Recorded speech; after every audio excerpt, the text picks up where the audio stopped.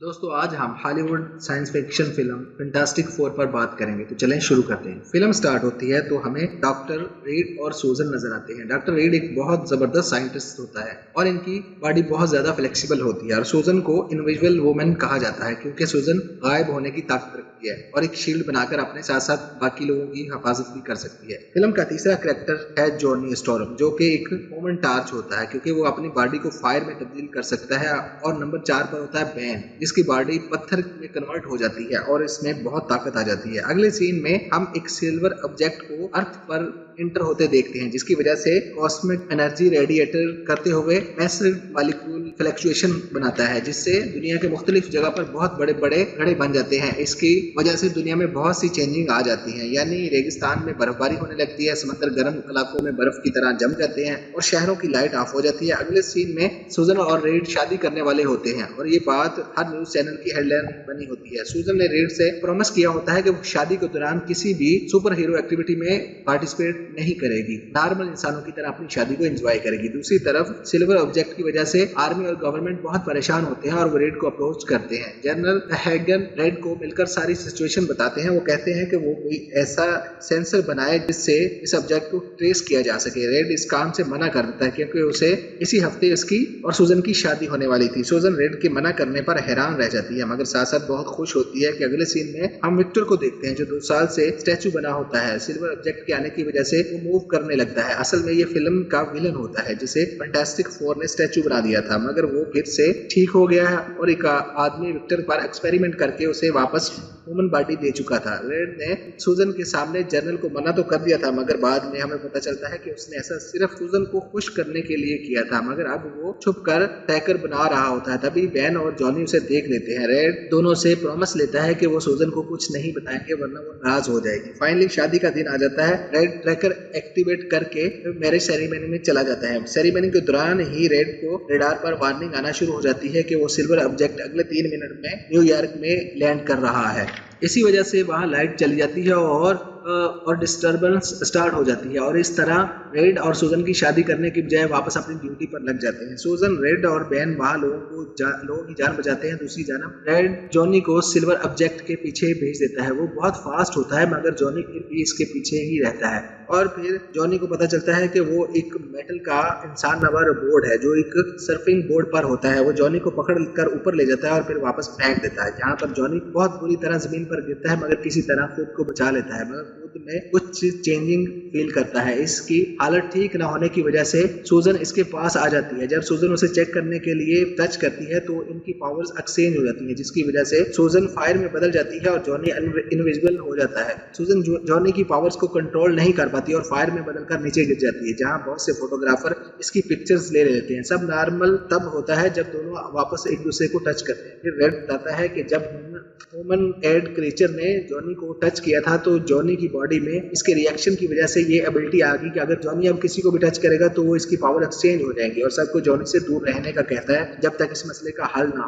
मिल जाए। दूसरी तरफ विक्टर सिल्वर सर्फस के पास पहुंच जाता है और उसे अपनी टीम में शामिल होने की ऑफर करता है। जब सिल्वर सर्फस विक्टर की ऑफर रिजेक्ट कर देता है तो वो इस पर हमला करता है, जिसके बदले में सिल्वर सर्फस इस पर फुल पावर से जवाब देता है। विक्टर दूर जाकर गिरता है। दूसरी तरफ रेड सबको ये सिल्वर सर्फर जमीन पर आने से पहले और भी जगहों पर जा चुका है। टेंशन वाली बात यह है कि ये जिस भी प्लेनेट पर गया वो इसके जाने के 8 दिन के बाद तबाह हो जाते हैं और इनका नामो निशान भी बाकी नहीं बचता। रेड बताता है कि वो सर्फर की वो एक पैटर्न से क्रिएचर बनाता है और अगले पैटर्न बनाने के लिए वो लंदन में जाएगा, इसलिए ये सब लोग लंदन की तरफ निकल जाते हैं, मगर इन्हें देर हो जाती है, जिसकी वजह से उसे पकड़ना तो दूर की बात, ये लोग उसको रोक भी नहीं पाते। बहुत मुश्किल से वहां लोगों की जान बचाते हैं, जो कि सर्फर के क्रिएटर बनाने की वजह से एक हाईवे ब्रिज टूट जाने से गिर रहे होते हैं। सूजन अपने शील्ड से ब्रिज को गिरने से रोकती है और बेन उसे उठाकर ऊपर करता है और रेड अपनी बॉडी से ब्रिज को बांध रहा होता है कि जॉनी इसे टकरा जाता है, जिसकी वजह से इनकी पावर एक्सचेंज हो जाती है और रेड जॉनी की पावर्स को यूज करते हुए ब्रिज को वेल्ट कर देता है और लोगों की जान बच जाती है। अगले सीन में फैंटास्टिक फोर विक्टर से मिलते हैं। इन्हें पता चलता है कि उसे जनरल हैगन ने हेल्प के लिए बुलाया है क्योंकि उसके पास कोई इन्फॉर्मेशन है। सबको विक्टर पर बहुत गुस्सा आता है मगर रेड इसकी बात सुनने के लिए मान जाता है। फिर विक्टर सिल्वर सर्फर के साथ भी अपनी रिकॉर्ड मीटिंग दिखाता है जिससे इन्हें पता चलता है कि सिल्वर सर्फर की सारी ताकत इसके बोर्ड में है क्योंकि वो बोर्ड से पावर हासिल करके विक्टर पर हमला करता है। अब इन्हें सिर्फ सिल्वर सर्फर को इसके बोर्ड से अलग करना है और इस रेड इसके लिए डिवाइस बनाना स्टार्ट कर देता है मगर विक्टर भी कोई डिवाइस बनाने लगता है जिसे सूजन देख लेती है और उसे वार्न करती है। फिर रेड की टीम अपनी बनाई हुई डिवाइस को लेकर एक्टिव करने के लिए एक जंगल में जाकर अपनी अपनी पोजीशन संभाल लेते हैं। रेड, बेन और जॉनी डिवाइस लगा लेते हैं मगर सूजन अभी डिवाइस लगाने ही लगती है कि वहां पर सिल्वर सर्फर आ जाता है। सूजन इससे बात करती है जिस पर वो सूजन को बताता है कि वो डिस्ट्रॉयड नहीं है बल्कि कोई और है, वो बस इसके लिए काम कर रहा है क्योंकि वो मजबूर है। तभी आर्मी सिल्वर सर्फर पर हमला कर देती है। इसी दौरान सूजन डिवाइस एक्टिव कर देती है जिससे ये लोग कामयाबी से सिल्वर सर्फर को बोर्ड से अलग कर देते हैं। सिल्वर सर्फर को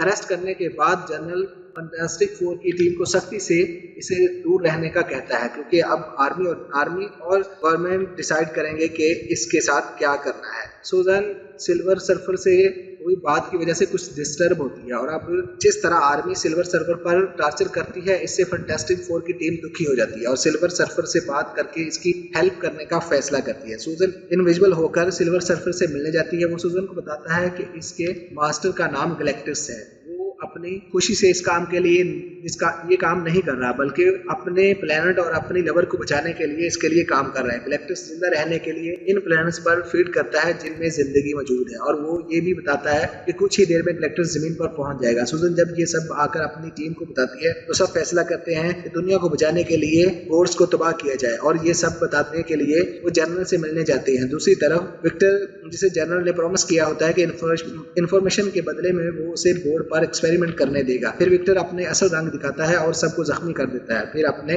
मेटल का कॉस्ट्यूम को पहनकर अपनी बनाई हुई डिवाइस से बोर्ड को कंट्रोल कर लेता है। जब जनरल हैगन विक्टर पर फायरिंग करता है तो विक्टर इस पर हमला करके उसे मार डालता है और बोर्ड लेकर गायब हो जाता है। जब सारी टीम यहाँ पहुंचती है तो सवाए तबाही की और कुछ नहीं मिलता। फिर रेड अपना प्लान बुलवाता है और सिल्वर सर्फर को भी आजाद करके अपने साथ ले जाते हैं। रेड विक्टर को ट्रेस करता है जो चाइना में होता है। फिर वो सब सिल्वर सर्फर के साथ विक्टर के पीछे जाते हैं। जब ये विक्टर के पास पहुंचते हैं तो वो इन पर हमला कर देता है। बोर्ड की वजह से विक्टर बहुत ज्यादा ताकतवर बन चुका था, इसलिए अब इससे मुकाबला करना आसान नहीं था, जिस पर रेड प्लेन को मिनी प्लेन्स में डिवाइड कर देता है और सब अलग अलग होकर विक्टर को हराने की कोशिश करते हैं। सूजन और सिल्वर सर्फर एक साथ ही होते हैं। विक्टर जब इन पर हमला करता है तो ये नीचे जमीन पर गिर जाते हैं जिससे सूजन जख्मी हो जाती है। विक्टर भी वहां आ जाता है जो सिल्वर सर्फर पर एक बहुत बड़े राड से हमला करने वाला होता है। सूजन आगे बढ़कर इसकी शील्ड बनाती है मगर विक्टर फिर भी इस राड सूजन के दिल में घुसा देता है। विक्टर बहुत ताकतवर होता है, उसे रोकना नामुमकिन हो रहा था। फिर जॉनी में रेड पेन सूजन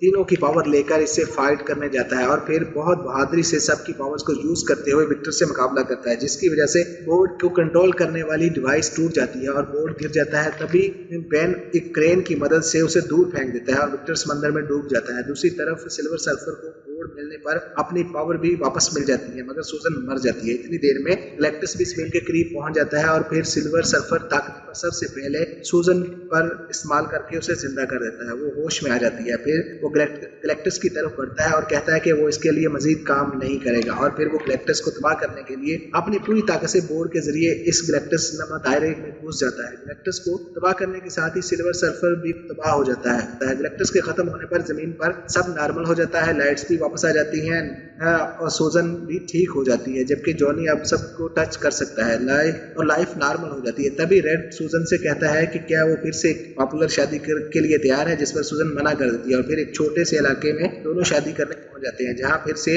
रेड को वार्निंग आना स्टार्ट हो जाती है। सूजन फादर से कहती है कि जल्दी से हमारी शादी करवा दीजिए और फाइनली शादी हो जाती है। इसके फौरन बाद वो अपनी ड्यूटी पर निकल जाते हैं। आखिरी सीन में हमें सिल्वर सर्फर डेडली हालत में नजर आता है, लेकिन जैसे ही इसका बोर्ड इसके करीब आता है तो वो आंखें खोल देता है और मूवी यही खत्म हो जाती है। तो कैसी लगी आपको फिल्म की एक्सप्लेनेशन? प्लीज कमेंट्स करिए, लाइक करिए, सब्सक्राइब करिए। Thanks for watching.